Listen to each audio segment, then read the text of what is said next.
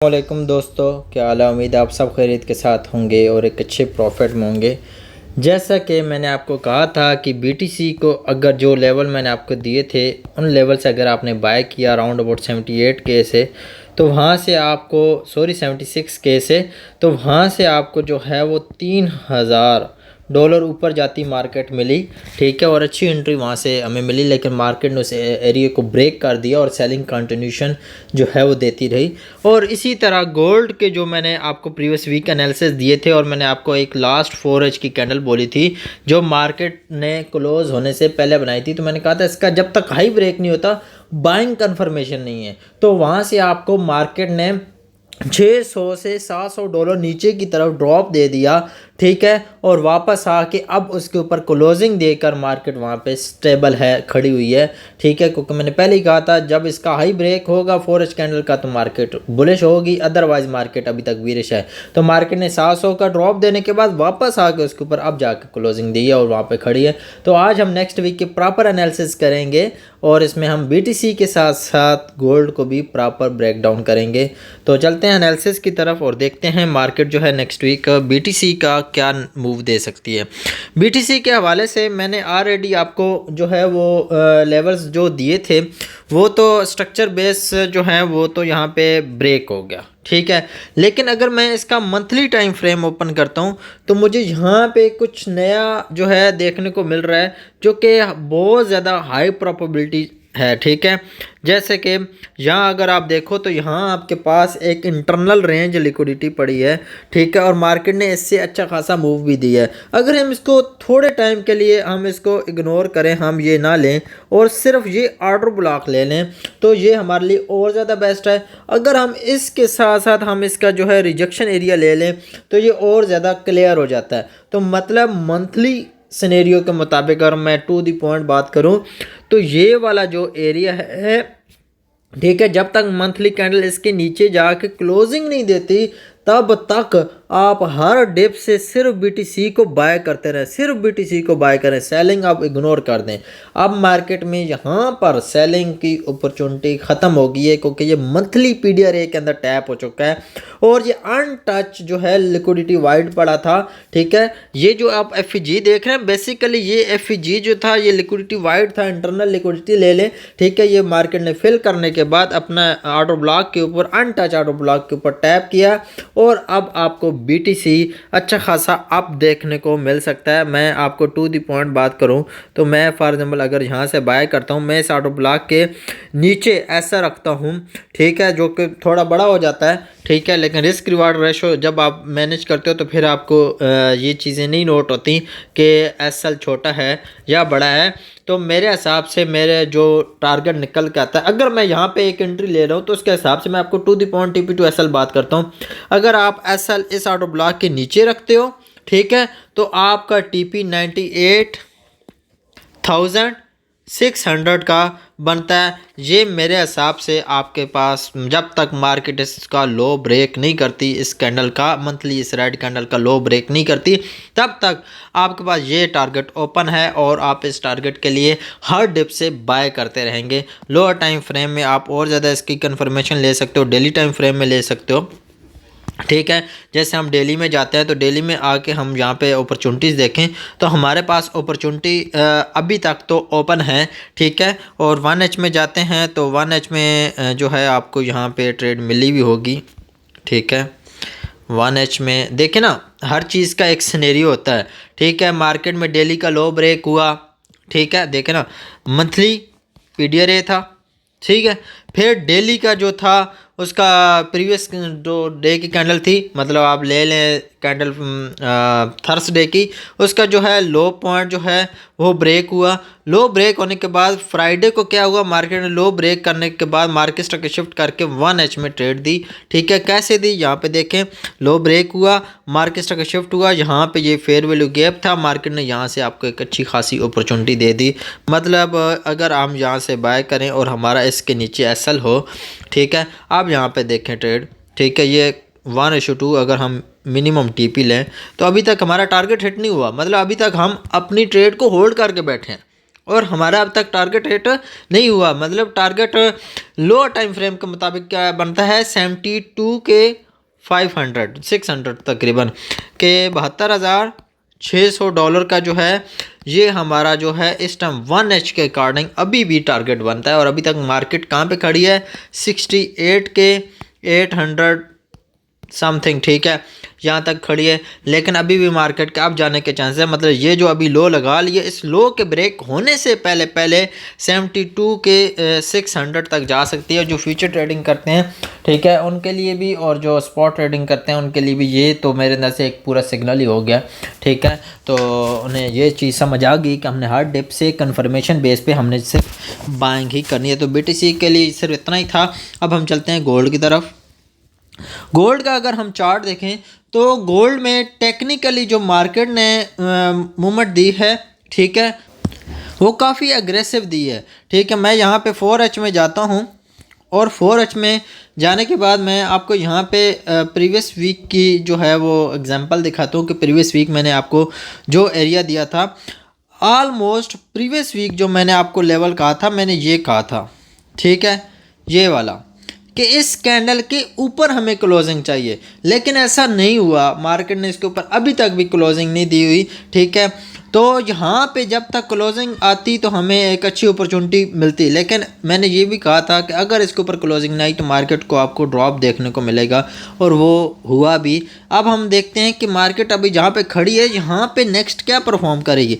इससे पहले हम सिर्फ स्ट्रक्चर को डिफाइन कर लेते हैं। आगे बढ़ने से पहले हम सिर्फ 4H का स्ट्रक्चर देख लेते हैं। तो 4 घंटे का अगर हम स्ट्रक्चर देखें तो मार्केट स्ट्रक्चर शिफ्ट यहाँ पे हुआ, ठीक है। और उसके बाद हमारे पास इस टाइम हमारे पास स्विंग हाई पड़ा हुआ है इस लेवल के ऊपर, जो कि मैं यहाँ पे इस लाइन के साथ लाइन कर देता हूँ 54 के 5K 450 का जो लेवल है, ये आपके पास जो है इसका हाई पड़ा है। अगर ये ब्रेक होता तो 4 घंटे का स्ट्रक्चर बुलिश हो जाएगा। उसके बाद आपके पास लो जहाँ पे पड़ा है वो ये पड़ा है 4400 वाला, ठीक है। ये भी हमारे लिए अच्छा लेवल है। मतलब अगर हम यहाँ पे सेलिंग अपॉर्चुनिटी देखें तो हमारे लिए एक अच्छी अपॉर्चुनिटी ज़रूर बनेगी, ठीक है। मतलब मैं यहाँ पे मोर सेलिंग का ही कह रहा हूँ, ठीक है, बाइंग का नहीं कह रहा। उसके अलावा हमारे पास जब मार्केट ने ये स्विंग ब्रेक किया, जैसे ही ये स्विंग ब्रेक किया तो मार्केट ने हमारे पास एक ऑर्डर ब्लॉक ओपन कर दिया, ठीक है। और मार्केट इस ऑर्डर ब्लॉक को अच्छे तरीके से रिस्पेक्ट दे रही है। तो जब तक ये इसको ब्रेक नहीं करती, इसके ऊपर क्लोजिंग देती, तब तक तो हमारे लिए ये कहना बिल्कुल इम्पॉसिबल है कि मार्केट बुलिश है। जब तक इसके ऊपर बॉडी क्लोजिंग नहीं करती, कोई डिस्प्लेसमेंट ब्रेकआउट नहीं देती, तब तक तो इम्पॉसिबल है। मतलब तब तक हम, जब तक ये इसके ऊपर ब्रेकआउट नहीं होता, तब तक हम हर हाई से सिर्फ सेलिंग अपॉर्चुनिटी देखें। और हमारा टारगेट क्या होगा $4,400, ठीक है। और स्ट्रक्चर का हाई क्या है 5,400 समथिंग, मेरे अंदर से 50 था, ठीक है। ये आपके पास हाई पड़ा हुआ है। इसके ऊपर क्लोजिंग आई तो मोर हाई लगने के चांसेस, ठीक है, एक नया हाई लगने का चांसेस। अगर जब तक ये ब्रेक नहीं होता तब तक आप हार्ड हाई से यहाँ पे गोल्ड को सेल करोगे और आपके टारगेट्स नीचे की तरफ होंगे, ठीक है। मतलब यहाँ आपको एक अच्छा खासा दोबारा से क्रैश मिलने को बेताब है, ठीक है। अब हम चलते हैं वीकली टाइम फ्रेम में और वीकली ब्याज को भी देख लेते हैं। देखें इस टाइम आपके ख़्याल से जो मेरे अंदर से, अगर मैं अपने माइंड के अकॉर्डिंग कहूँ, ठीक है, आप तो यहाँ पे कैंडल को देख के यही कहेंगे कि जो ब्यास है वो बुलिश हो चुका है। बिल्कुल ऐसा ही है, ब्यास वीकली का जो है वो बुलिश हो चुका है। और ये जब ब्यास बुलिश हो जाता है तो इसी कैंडल का हाई टारगेटेड होता है। तो कैंडल का हाई कौन सा है जी, अगर हम यहाँ पे लगाएं तो कैंडल का हाई 5,091, ये जो हाई है अगर ये ब्रेक हो जाता है और आपके पास, मतलब यहाँ मैं आपको ब्यास, वीकली ब्यास जो कि बुलिश हो चुका है और 4H के स्ट्रक्चर जो कि बीरिश खड़ा है, तो यहाँ मैं अभी आपको बताऊंगा कि एंट्री किस बेस पे ले सकते हैं। पहली बात तो ये, अगर आपको डायरेक्ट एंट्री मिल जाती है अच्छी अपॉर्चुनिटी के साथ, जो कि मैं अभी लो टाइम फ्रेम में जाकर दिखा दूंगा, अगर हुई तो अवेलेबल तो मैं आपको डायरेक्ट सिग्नल दिखाऊंगा, ठीक है, तो आप डायरेक्ट लें। अदरवाइज अगर आपको डायरेक्ट नहीं मिलती तो 5,091 ये अगर ब्रेक हो, स्वीप हो, जैसे भी, तो जो 4H की कैंडल इसे ब्रेक करे, या स्वीप करे, जो भी है, जो भी 4H की कैंडल इसे ब्रेक करेगी या स्वीप करेगी, उस कैंडल की क्लोज होने के बाद उस कैंडल का लो जो है, जैसे ही उस कैंडल के लो के नीचे बॉडी क्लोजिंग है, आप सेलिंग अपॉर्चुनिटी खोलोगे और आपके पास ये टारगेट होगा। टू द पॉइंट बात की है कि जैसे ही इस लेवल का, मैंने सिंपल कहा है कि 4H की कैंडल आए इस तरह बन के, इसको स्वीप करे या ब्रेक करे। 4H की कैंडल, जो 4H की कैंडल इसको स्वीप करेगी या ब्रेक करेगी, तो वो वाली कैंडल अगर बुलिश है, सिंपल, अगर वो बुलिश है, अगर वो नहीं है तो उससे पिछली ले लें, बुलिश है तो ठीक है, वरना पहली बात है वही बुलिश होगी। तो वो बुलिश कैंडल का लो, क्योंकि कई बार ऐसा होता है कि वो लो हाई स्वीप होता है लेकिन वो कैंडल क्लोजिंग टाइम पे बीरिश बन जाती है, ठीक है। तो ऐसा कई बार देखने को मिलता है, जैसे कि मैं यहाँ पे आपको 4H में दिखाता हूँ, ठीक है, 4H में दिखाता हूँ कि फॉर एग्जाम्पल मैं एक फर्जी लो ले लेता हूँ कि फर्जी हाई, कि ये हाई था, ठीक है। मैंने कहा जी ये हाई अगर ब्रेक हो तो उसके बाद इसमें जो लास्ट कैंडल जो इसे ब्रेक कर रही है, जो इसे ब्रेक कर रही है, ठीक है, ये रेड कैंडल ने ब्रेक किया तो मुझे ग्रीन के नीचे बॉडी क्लोजिंग चाहिए। ग्रीन कौन सी है? इससे पिछली ग्रीन है, यहाँ इसके नीचे बॉडी क्लोजिंग मिले फिर मैं सेलिंग देखूंगा। ये देखो ये ग्रीन मिली, कौन सी कैंडल ने क्लोजिंग दी है? ये इस कैंडल ने जैसी क्लोजिंग दी 1 2 3 4 मतलब 16 घंटे मार्केट सेल रही, ठीक है।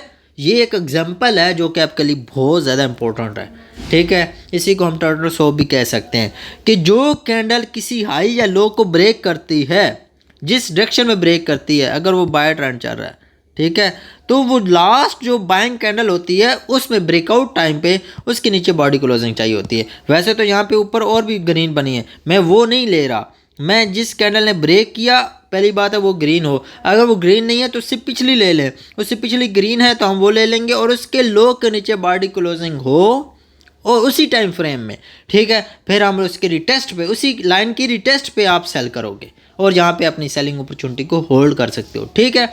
यहाँ आप एक सिंपल सी ये एक जनरल लो हाई लेकर मैंने आपको ये बात समझा दी कि अब अगर मार्केट यहाँ से ऊपर जा रही है तो यहाँ ऊपर जाते हुए जैसे इस हाई को लेगी, ठीक है, तो यहाँ पे ब्रेकआउट टाइम जो लास्ट ग्रीन कैंडल होगी इसका लो जैसे ही विद बॉडी 4 घंटे में क्लोज हो नीचे, तो आपने फ़ौरन सेलिंग देखनी है और आपके पास एक अच्छी अपॉर्चुनिटी होगी सेलिंग की, जिसे आप यहाँ तक राउंड अबाउट 4400 तक आप होल्ड कर सकते हो, 4400 तक आप होल्ड कर सकते हो और कुछ एरिया कुछ लॉट छोड़ के आप इसे 3200-3300 तक भी देख सकते हो। लेकिन ये इस बेस पे है क्योंकि अभी 4 घंटे का स्ट्रक्चर जो है बीरिश चल रहा है, मैं स्ट्रक्चर बेस आपको बताया, ब्यास के अकॉर्डिंग भी लेवल मैंने निकाल के दे दिया कि ब्यास इस टाइम बुलिश चल रहा है और ब्यास के अकॉर्डिंग ये हाई टारगेट है, ठीक है। तो इस वजह से वेट कर लें इस हाई के ब्रेक होने का, अगर ये हाई ब्रेक नहीं होता तो फिर इस लो के नीचे ब्रेक होने का या इस बॉडी ये लास्ट कैंडल की जो बॉडी है इसके नीचे क्लोज होने का वेट करें। कोई रेड कैंडल जैसे ही इसके नीचे क्लोज हो यहाँ पे रिटेस्ट पे आप अपॉर्चुनिटी ओपन करें, यहाँ पे नियरेस्ट जो भी स्विंग मिले उसके ऊपर ऐसा रखें, जैसे अगर यहाँ से सेल किया तो नियरेस्ट स्विंग ये था, ठीक है। अब यहाँ से बेशक इतना बड़ा टारगेट नहीं मिला लेकिन 1:1 ज़रूर मिला है, ठीक है, 1:1 ज़रूर मिला है। देखा जाए तो राउंड अबाउट जो है $200 का ड्रॉप आपको मिला है, ठीक है। तो मेन चीज़ ये है, ठीक है, जब आप रिस्क रिवार्ड रेशो के साथ ट्रेड करते हो जो कि सेंट अकाउंट में इजीली मैनेज हो जाता है, जैसे कि सेंट यहाँ पे अगर फॉर एग्जाम्पल $200 का एसएल था, मैं क्या करता, मैं अगर मेरा सेंट अकाउंट है $100 का, मैं 2% रिस्क लेना है। $100 जब सेंट अकाउंट में डिपॉजिट करते हैं तो 10,000 USDC मतलब सेंट शो होते हैं, ठीक है। अब 2% 200 सेंट बनता है जिसे USDC कहते हैं, ठीक है। अब यहाँ पे $200 का जो है एसएल बन रहा है तो मैं 0.01 लगाऊंगा तो ऑटोमेटिक मेरा ये रिस्क मैनेज हो जाएगा, क्योंकि $200 बैक जाएगी तो मेरे $2 चले जाएंगे ना, 200 सेंट चले जाएंगे, $2 चले जाएंगे। देखिए मैंने आपको कहा $2 चले जाएंगे, रिस्क मैनेज हो जाता है सेंट अकाउंट में। लिंक डिस्क्रिप्शन में आप जो है अकाउंट क्रिएट कर सकते हैं। डू प्राइम में भी सेंट अकाउंट अवेलेबल है और डेरे ब्रोकर में भी अब अवेलेबल है और इसके साथ साथ एक्सनेस पर भी अवेलेबल है, ठीक है। और मैं ये आपको बताता चलूँ, जो लोग ब्रोकर को लान तान करते हैं किसी भी ब्रोकर को, तो याद रखें ब्रोकर सारे ही ऐसे होते हैं, जहाँ मर्जी चले जाएं ब्रोकर सारे ही ऐसे हैं। हम उस कंट्री में नहीं रह रहे जहाँ रूल रेगुलेशन है, हम उस कंट्री में रह रहे हैं जहाँ इस हाथ से दो और इस हाथ से लो, सिंपल, ठीक है। तो मेरे अंदर से समझदार के लिए इशारा काफ़ी है कि हम ब्रोकर कर रहे हैं तो ब्रोकर कुछ नहीं होता।